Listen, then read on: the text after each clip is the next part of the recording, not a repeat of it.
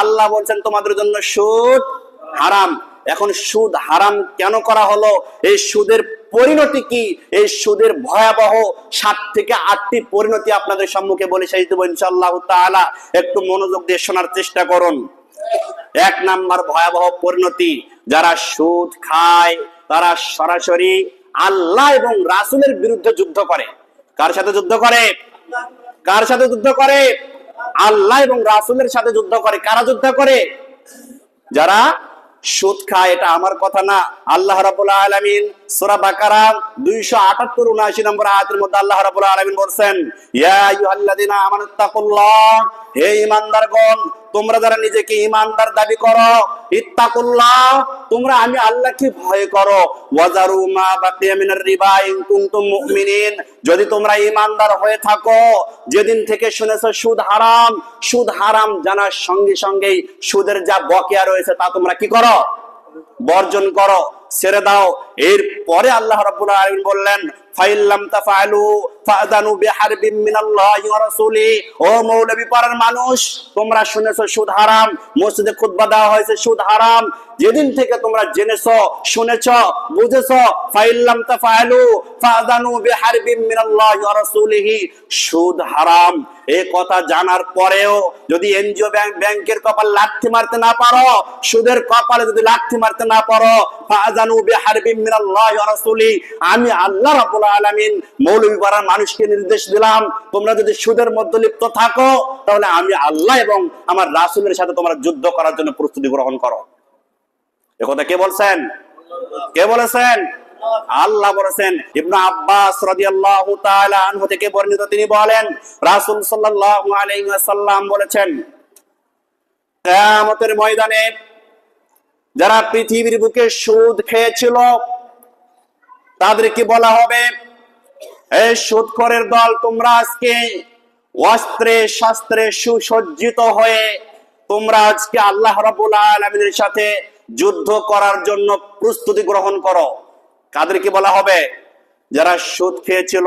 আচ্ছা আপনারা বলেন তো দেখি, এই পৃথিবীতে যত মানুষ এসেছিল, এখন যারা আছে, ভবিষ্যতে যারা আসবে, আরে শুধু মানুষ কেন, এই পৃথিবীতে যত জিন রয়েছে, যত ফেরেশতা রয়েছে, 18,000 মাখলুকাত মিলে যদি আল্লাহ রাব্বুল আলামিনের সাথে যুদ্ধ করার প্রস্তুতি গ্রহণ করে, আল্লাহ কি কেউ পরাজিত করতে পারবে?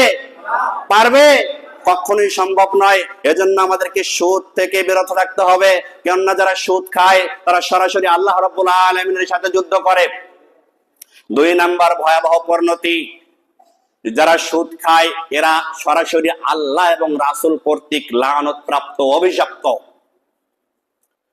আন আবি হুরায়রা রাদিয়াল্লাহু তাআলা আনহু قال قال رسول الله صلى الله عليه وسلم, আবু হুরায়রা রাদিয়াল্লাহু তাআলা আনহু বলেন, রাসূল সাল্লাল্লাহু আলাইহি ওয়াসাল্লাম বলেছেন, লানাল্লাহ, আল্লাহ রাব্বুল আলামিন লানত করেছেন, অভিশাপ করেছেন, আকিলার রিবা, যারা সুদ খায়।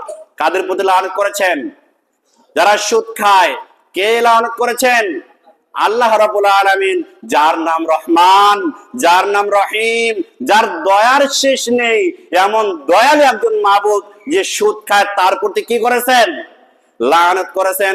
হাদিসের মধ্যে এসেছে, আন জাবির রাদিয়াল্লাহু তাআলা আনহু, জাবির রাদিয়াল্লাহু তাআলা আনহু থেকে বর্ণিত, তিনি বলেন, লানা রাসূলুল্লাহ সাল্লাল্লাহু আলাইহি ওয়াসাল্লাম, আল্লাহর রাসূল সাল্লাল্লাহু আলাইহি ওয়াসাল্লাম লানত করেছেন আকিলার রিবা, যারা সুদ খায়, অমুকিলাহু, যারা সুদ গ্রহণ করে, সুদ দাতা, সুদ গ্রহীতা, ওয়াকাতিবাহু, যারা সুদের চুক্তিপত্র লেখে, ওয়াশাহিদাহু, আর সুদের 2 জন সাক্ষী, এই 4 শ্রেণীর ব্যক্তির প্রতি লানা রাসূলুল্লাহ সাল্লাল্লাহু আলাইহি ওয়াসাল্লাম, রাসূল সাল্লাল্লাহু আলাইহি ওয়াসাল্লাম এই 4 শ্রেণীর ব্যক্তির প্রতি লানত করেছেন, ওয়াকালাহুম সাওয়াউন, আর লানতের ক্ষেত্রে, পাপের ক্ষেত্রে এই 4 ব্যক্তি সমপরিমাণ অপরাধী।